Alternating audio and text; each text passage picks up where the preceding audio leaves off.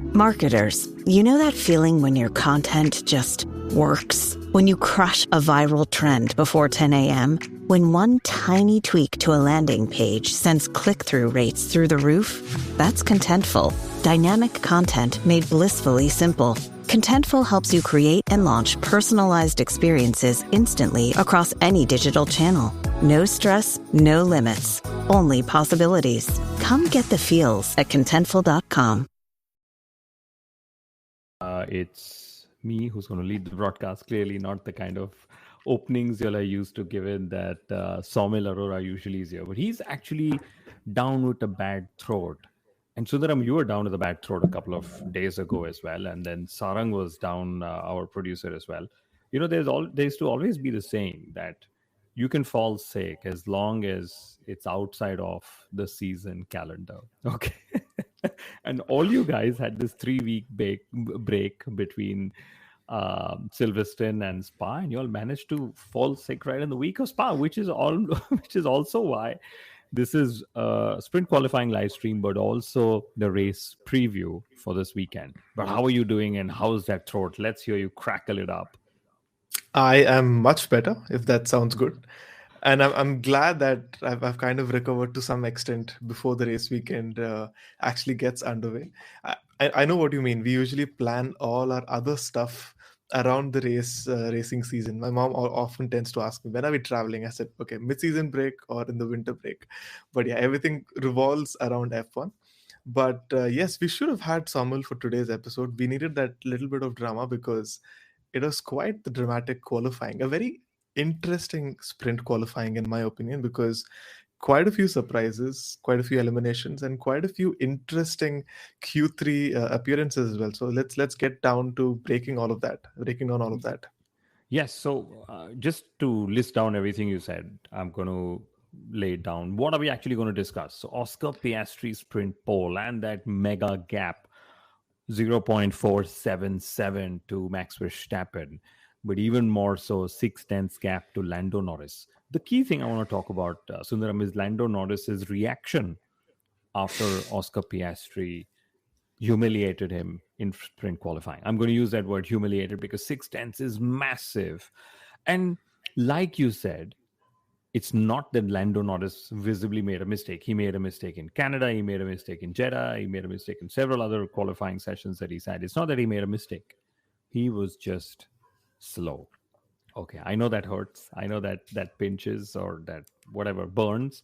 So that's what we're going to talk about. Then we're going to talk about Mercedes's double elimination or double no-show in Q3, SQ3, whatever. A rare one. A rare one, yeah. I'm sure you know exactly how many months, days, weeks, seconds it's been since their last time. They were not both cars in SQ3. So we'll get to that. Then, of course, Lewis Hamilton's spin. Was it him? Was it the car? Because Ham4C, as they love to call themselves, is convinced there's something broken with the car. Several broadcasters have been asking, was it the car? Was it the driver? And Lewis just came out of the car and said, I spun. I locked the rears. It's never happened to me before, and I spun. So, you know, instead of mourning his SQ1 exit, suddenly people are like, you know what, forget that. Let's just debate and discuss why that happened. So that's that. We will, I think my biggest win point for this qualifying session was there were so many midfield drivers in play in SQ3, right? Because so many got eliminated before, and then suddenly everyone jumped in there.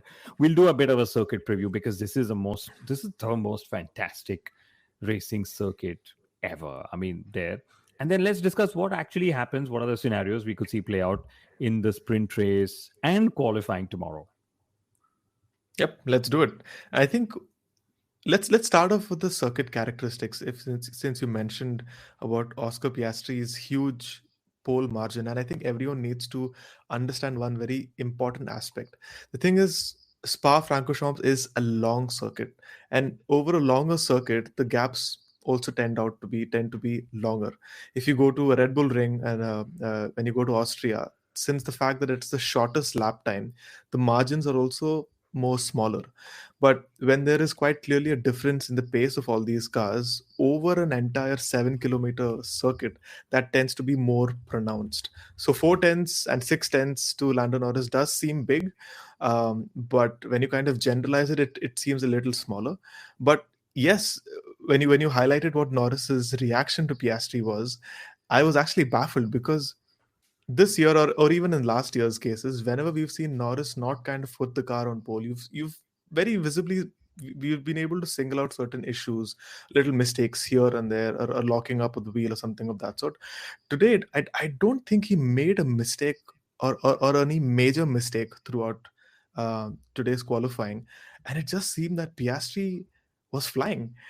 Um, and I was really interested to see how Piastri performs in this weekend, especially after what happened at Silverstone, the way he ended that Silverstone race, how he bounces back, and coming out with a 4/10 gap over Verstappen, over Lando Norris, is a statement in itself. It is. I'm going to actually just be a little cheeky. You nicely compared Red Bull Ring versus Spa-Francorchamps, circuit lengths, qualifying gaps. Interestingly, this year's qualifying at the Red Bull Ring for the Austrian Grand Prix, Lando Norris had a 4/10 gap to Leclerc. So short circuit, but he still pulled that. And then a 6/10 gap or thereabouts to Oscar Piastri. So this is Oscar Piastri just, just claiming it back, saying, you know what, I'm going to pull that 6/10 off. But I think the way in which Piastri pulled the gap was phenomenal because he just knew how to work his car to its strengths, and he knew where that middle sector, which is where he sort of pulled that massive gap to Max Verstappen.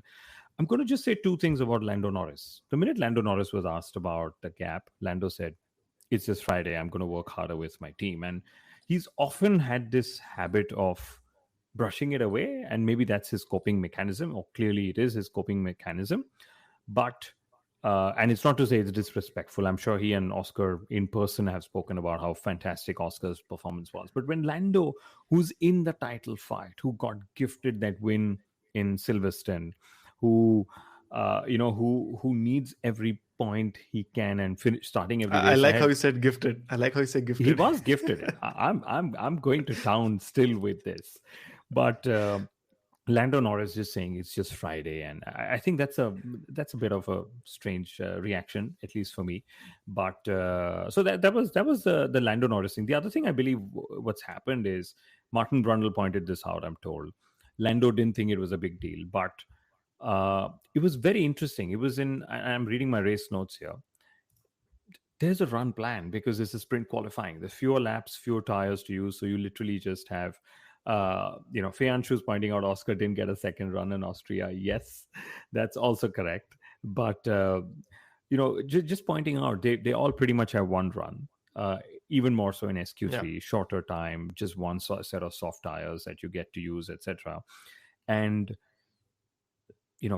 Max Verstappen was released between those McLaren cars. And it seems that Lando Norris actually ran his outlap much faster than Oscar Piastri. Okay. And which is why when he started his qualifying lap, he did not have as much tire grip as he would have liked in the opening part of his lap. Just goes to show the finer margins at play, how Red Bull is still cheeky, keeps playing these games as they should. But Lando himself said, I was just not quick enough. It was got nothing to do with the out lap. It was actually on the hot lap. But that means Oscar Piastri now has out-qualified Lando Norris in all three sprint qualifyings. That's what I sort of found out. And, that in SQ2, where there was 400s that saw him almost being knocked out, right? I think that's a very strange place to have track limits. You're on the inside of the corner. I know all four wheels are still off the track. But anyway, it happens to me all the time on the game. Whenever I'm playing the game, that's the one corner I'm always cutting. But if we can switch to Oscar Piastri, to Max Verstappen now, because doesn't matter which is a power unit in the car, doesn't matter who's leading the team, doesn't matter who the teammate is, doesn't matter who my race engineer is. I will be on the ball. I will be chasing those McLarens, and I'll be making life difficult for them.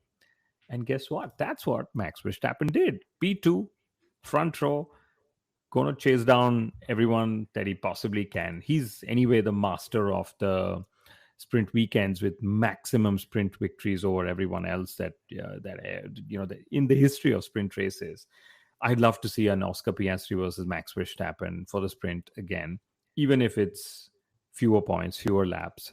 Let's remember, Max has very little to lose, and at a Yeah. circuit like Spa-Francorchamps, I don't believe McLaren's rear tire management, magic is going to be that one decisive factor like we've seen them in some of the other circuits, Sundaram. Yeah.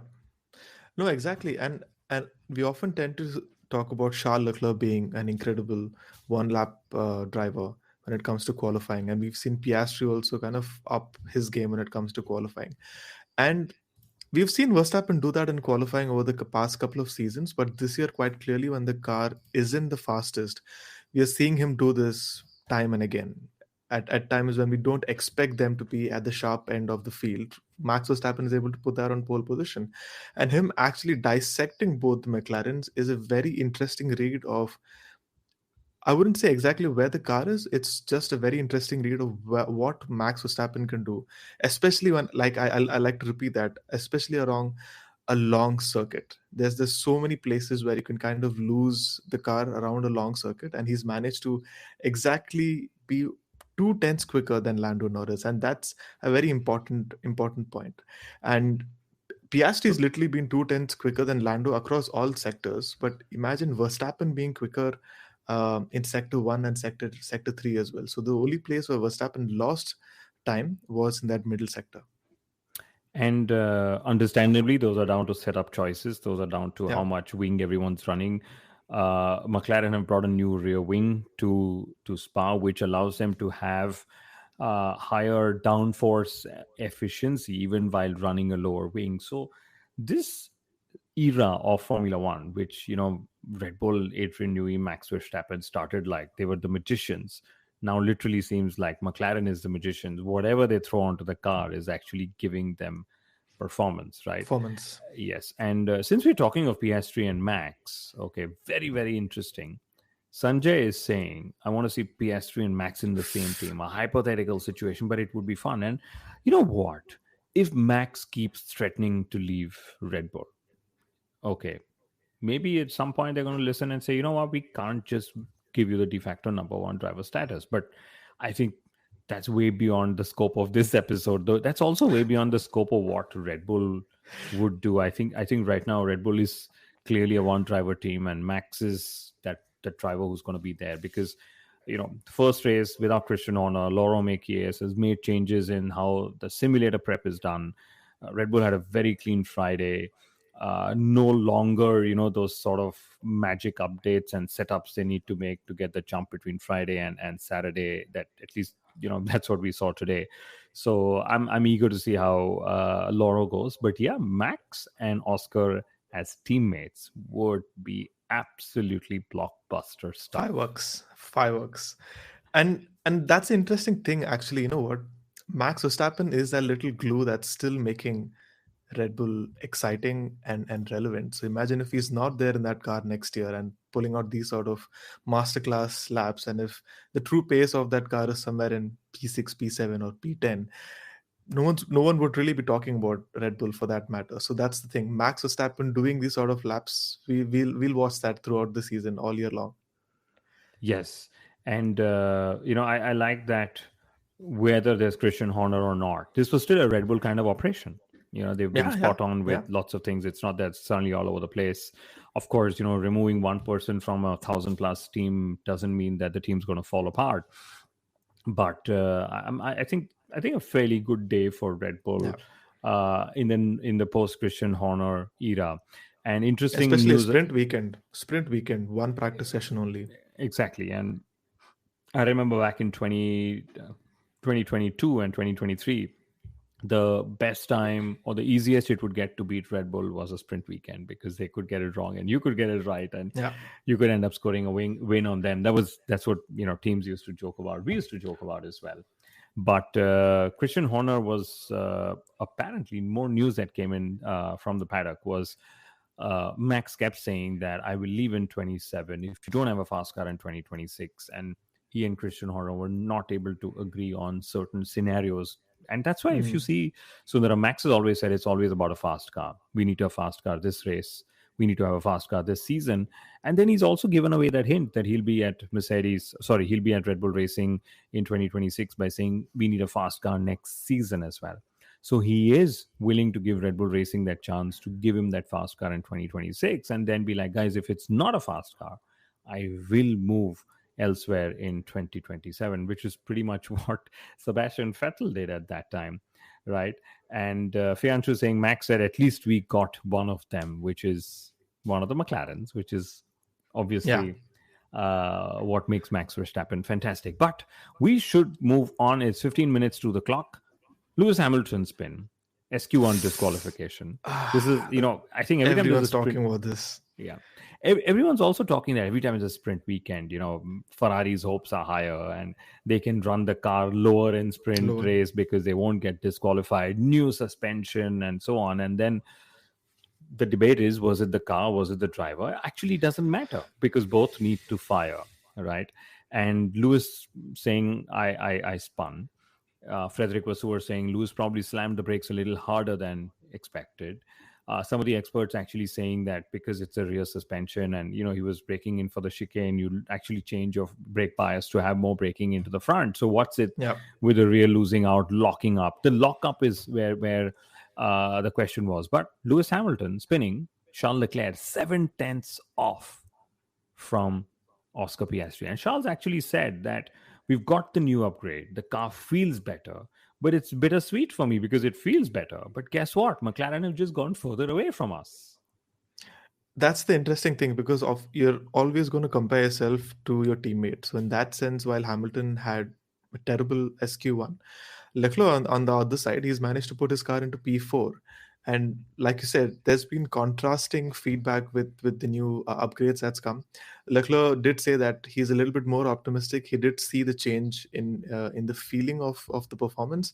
So he's or it's down to a case of him being more adaptive of the new upgrades, while Hamilton is still not up to mark with the new suspension. But if you actually look at the sector times, Leclerc and Norris are not too far off, but still, just because of the pole margin that Oscar is able to pull out, that seems that much more bigger. Maybe it's something that's very sparse specific. Maybe it's because they've had only one practice session. They've not been able to extract everything that they would have otherwise done with 3 practice sessions. The good thing for them is, everything is not really lost. You can still go back to changing a setup after the sprint session, but that would mean that they have to learn in the correct direction in tomorrow's sprint. And hopefully Hamilton would want to have good sprint because he was absolutely downbeat in the post-qualifying presser today. He was not at all happy with what the car felt like today. Yeah. And I love that my Twitter is still going completely bonkers about me saying, because Lewis Hamilton made 2 driver errors in SQ1, if you think of it. Because the first one, even though it was dirty air, gravel, etc., from Antonelli, that's understandable. That's more understandable when you have quite clearly something blocking your vision, and if you have lots of gravel going around, you would be a little cautious. That's understandable. But the hot lap is where you really have to get everything together.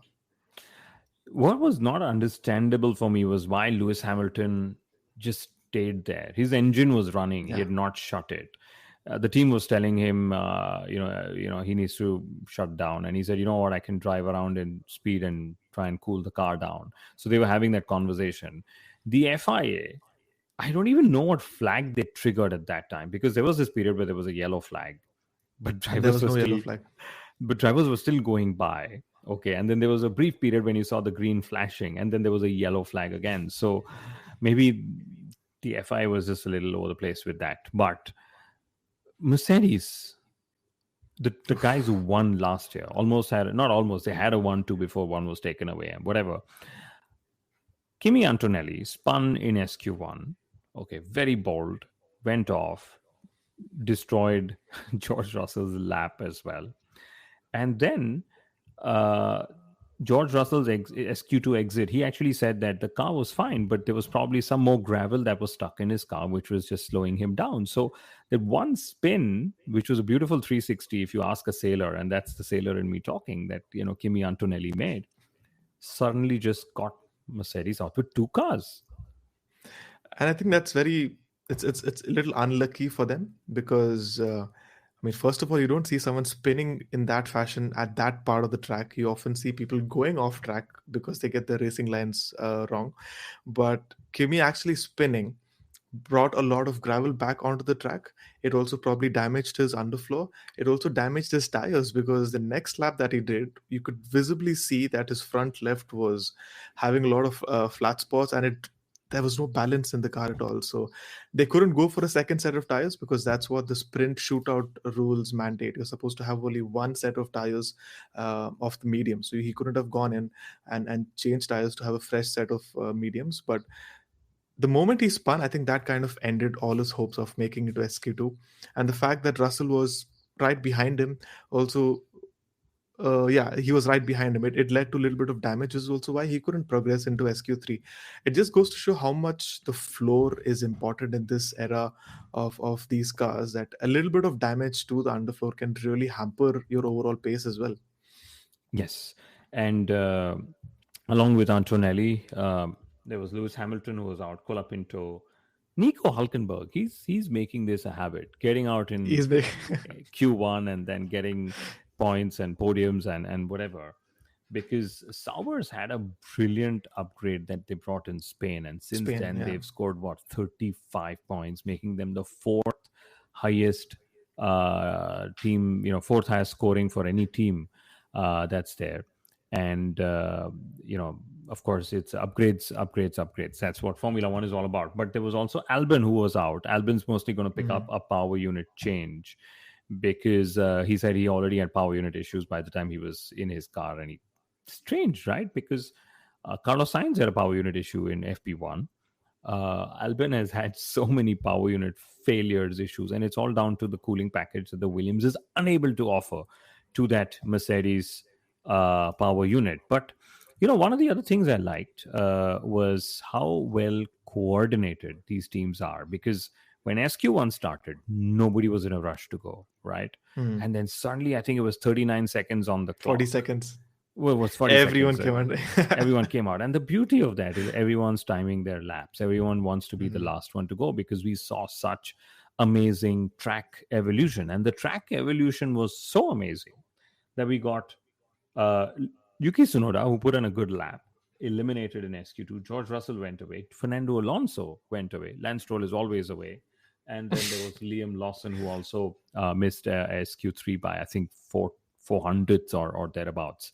So track evolution was so brilliant. And I saw all the top teams leaving and the midfielders just waiting, because they were like, we're going to just wait and see how we go. And then they went quicker, and they went so much quicker that there was almost a chance where Lando Norris, had he not done double laps on that medium tire, he would have actually been eliminated in SQ2 itself, right? And so on. But midfield drivers, and we should really talk about Sundaram. And I'm going to read the names. Ocon, P5. Carlos Sainz, P6. The best qualifying for Haas and Williams especially in sprint qualifying. Oliver Bearman, P7. Pierre Gasly, P8. Isaac Hadjar, P9. And my favorite qualifier these days, Gabriel Bortoleto, in P10.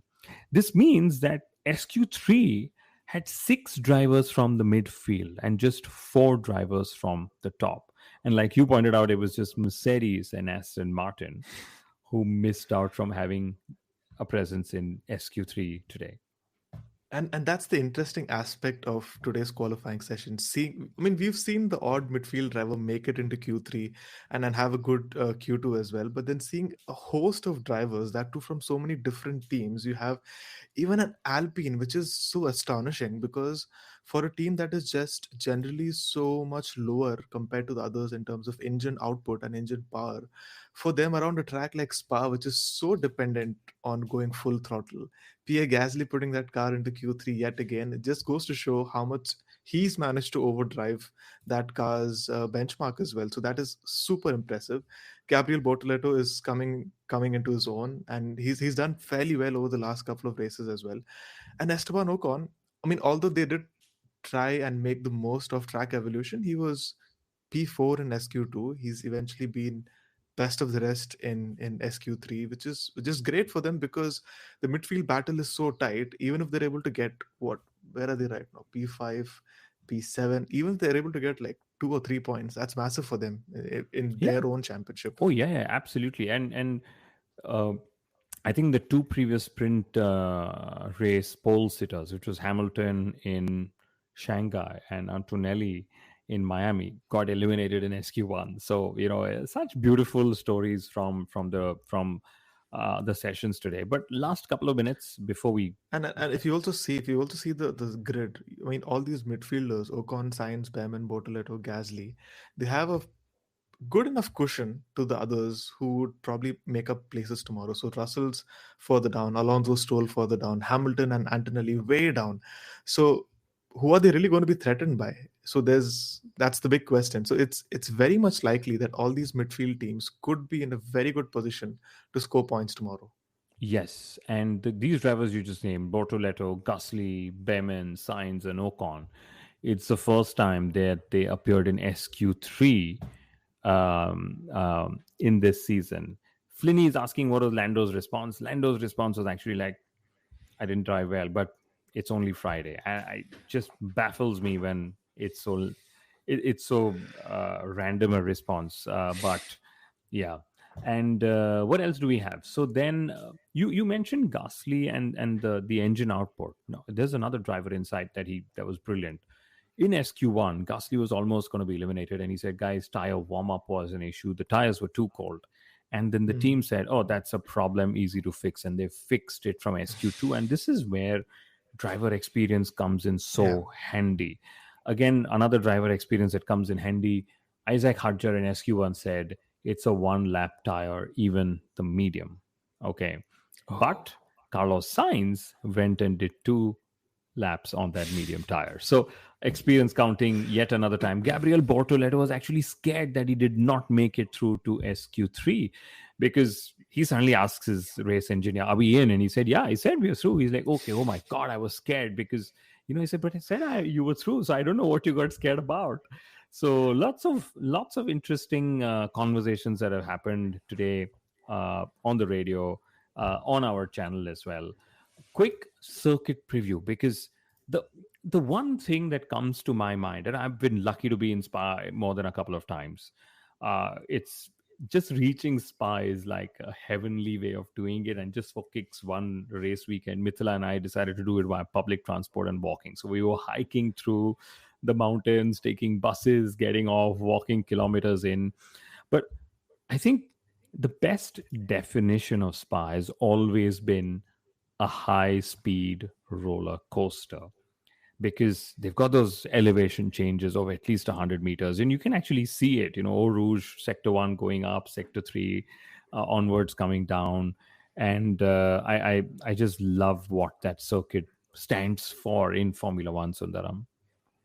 And I'm often surprised that F1 doesn't really have longer contracts for Spa. And Spa is one of those iconic tracks when you put it alongside a Silverstone and Monza. Those tracks still are pretty much confirmed to stay on the calendar for a very long time. But it's always a sense of jeopardy around Spa. Is it going to be alternating? Is it going to be there? And it's baffling for me that such a beautiful track and such a challenging and technical track often does not have that sort of longevity.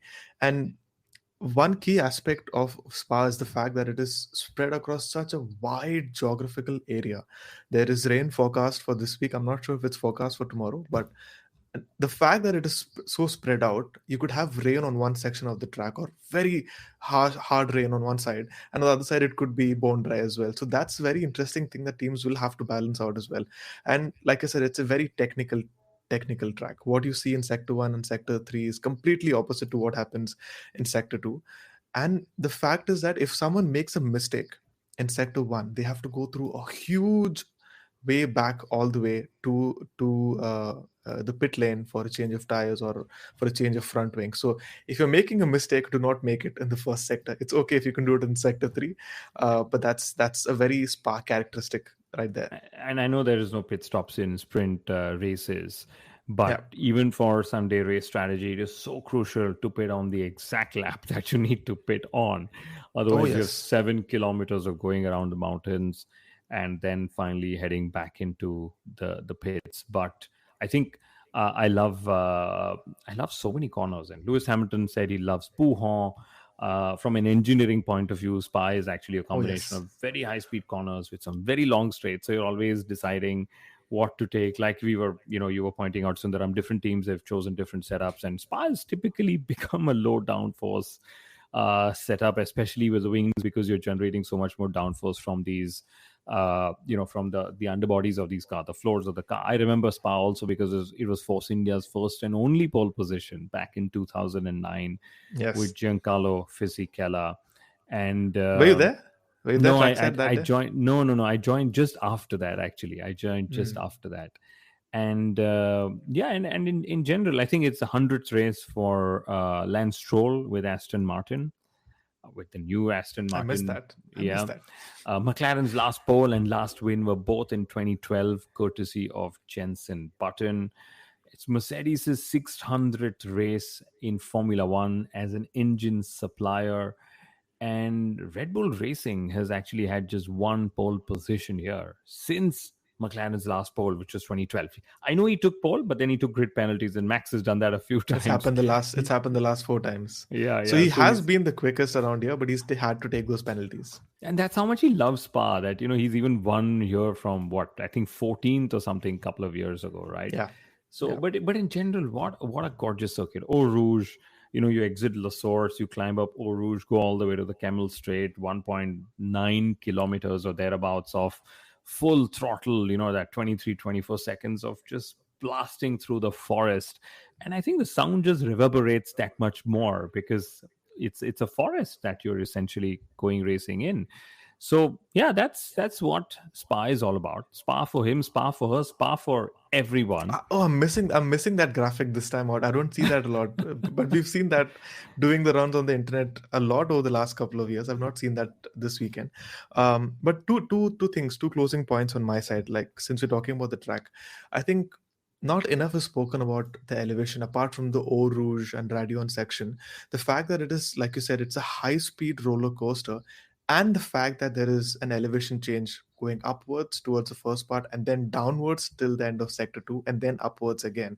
And once these, along with that elevation change upwards and downwards, you're throwing the car left, right, everywhere. It's a very difficult track, which we as outsiders or people sitting on an armchair over here are not able to understand the extent of how challenging the track like this can actually be. And one thing that you should definitely keep an eye out is the fact that there is no cool down lap around Spa-Francorchamps, which you will see, I think, at the end of the sprint as well, and definitely at the end of the Grand Prix. You don't have a victory lap, you don't have a cool down lap, so drivers will not be able to pick up the marbles at the end of the race. They'll have to ensure that they have the right amount of fuel and the right amount of weight still on the car at the end of the Grand Prix, so that they don't flout any of those rules that happened the last time. And the fact that Pirelli's also come up with skipped compound for this weekend. So how strategy pans out in that sense is also going to be very, very interesting. And on top of that, add a little bit of rain as well. So it's going to be a very exciting rest of the weekend for us. It is, all the way from the start of the races. There are 2 races. That's one thing I love about sprint race weekends, that you have 2 starts, 2 opening laps, and the start is key. Would we ever see any more magic from Fernando Alonso? Asked not. I think there's always magic from Fernando, whether he's in the press conference. He's done some magic in the press conference this time, actually. Yeah. With Colapinto, I love that. Cars are not as physically demanding now, so it's good for the younger guys. No, he actually said after sprint qualifying today, I think one of the journalists asked them, why did they lose out on pace in SQ2? So he was basically trying to hint the fact that I get up to pace with the car very quickly compared to these other drivers. They get to do it in a more step-by-step basis, and by the time they get up to speed, we gently lack overall pace in general with the car. So that's what he was trying to hit. So it's never a dull day in Fernando Alonso's life, either on track, off track. He's giving us lots of magic either way. He does. And I think tomorrow's sprint race, opening lap, I love the opening laps here because there are multiple cars you can take tow. You can take the tow from, all the way from exit of La Source. In fact, if you pull off the overtake too early, you could end up being overtaken before the Camel Straight ends as well. So, I love the challenge of Spa, which is why Oscar said Spa is probably the worst place to start from pole on because and I love that there could be literally 4 cars going wide into the Camel Straight. Camel And Straight, that's something that's at the end of the Camel Straight. I think that's what I love about Spa. I know I've used the word love, but that's just the word that comes when I talk about Spa the most.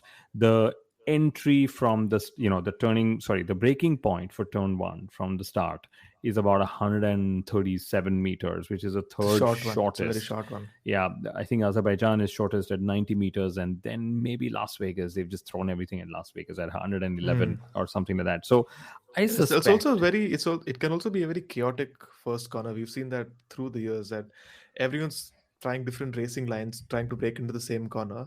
So it's very much possible that someone crashes into each other as well. Yes. And we've seen this was a race 2018 where the halo actually saved Charles Leclerc's life. It sort of just validated why we should have the halo. This was a race, the start that you're talking of, where Romain Grosjean created chaos, got a race ban for himself. And I don't think a race ban is coming up for anyone now.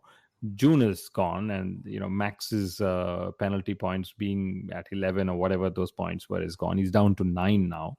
But if he can still pick up a couple of points in this race and the next race. But didn't Oliver Bearman get 4 penalty points in Silverstone? Yes. So it's still pretty much possible. No. So what do you think is happening at the race tomorrow? In the race tomorrow, quick prediction. I think Piastri is getting it. I think he's taking he's taking the sprint victory tomorrow. Yeah, and I think Charles Leclerc is a driver to watch out for. I know he loves Spa. And they've always spoken of qualifying higher up the grid. This is slightly higher up than he would have typically had, because George or Kimi would have sort of snuck in, including a Lewis or the likes. And I'd love to see what Leclerc is able to do. But just having Verstappen versus Piastri, and Verstappen with nothing to lose, to prove why he's the reigning world champion against the possible world champion of 2025. That's what I'm looking forward to.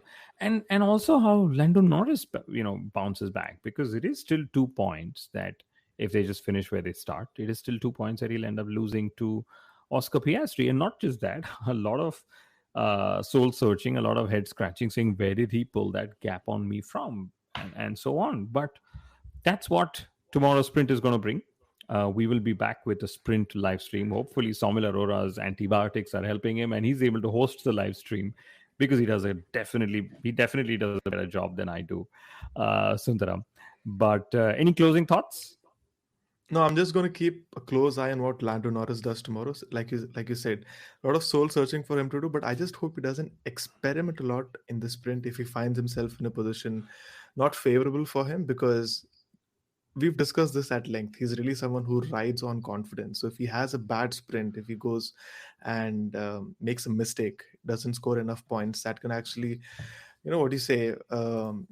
affect his qualifying session tomorrow as well. So you get a handful of points in the sprint, but the main bunch of points will be only in the Grand Prix. So I don't think so. He really has to worry a lot about the sprint. 2 points is not a lot. I'm just going to keep an eye on what Lando Norris does tomorrow. Will Esteban Ocon finish in the points? He said he had traffic, otherwise he was half a second quicker. I get a feeling Haas is in there to score points even in the sprint, which double is down points, possibly even double points, just down to 8 finishers. And I'm also eager to see what setup changes the teams make, because what the sprint essentially does is it allows you to have a test of a race set up before you actually have the chance to change that again in front of before qualifying, because that's the rule that allows that. You have a sprint setup qualifying, or a sprint setup which you use for sprint qualifying and the sprint race, and Parc Fermé opens up and you can make changes to the car for qualifying and the main Grand Prix. So I'm also eager to see what teams actually do after they learn things in the sprint race tomorrow. But on that note, we will see you tomorrow, and thank you very much for tuning in. Bye-bye.